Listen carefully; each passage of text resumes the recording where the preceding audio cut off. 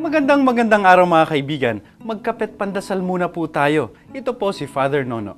Mga kaibigan, graduation season na naman po. Kaya una sa lahat, nais ko munang i-congratulate ang mga mag-aaral na magtatapos ngayong taon.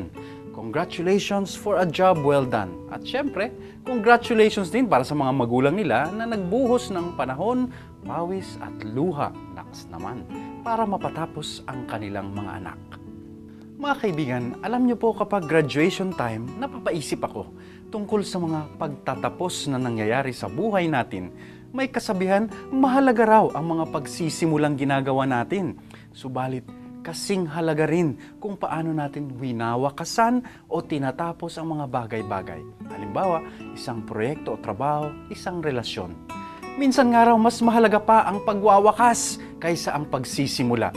Gayon daw po sa buhay natin. Wala tayong kontrol sa simula ng buhay natin, basta lang tayong ipinanganak. At di natin pinili kung sino ang pamilya natin, mahirap pa o mayaman, o kung anong lahi, Pilipino o Amerikano. Magkagayon man, maaari pa rin nating piliin kung paano ito magwawakas. Dapat daw po piliin natin ang isang magandang wakas. Si San Pablo mga kaibigan, yan ang pinili niya.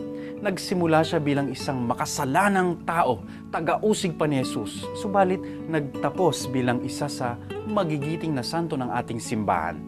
Sana nga po pagdating ng araw, masabi rin natin tulad ni San Pablo sa mga huling sandali ng buhay niya. I have fought the good fight, I have completed the race, I have kept the faith.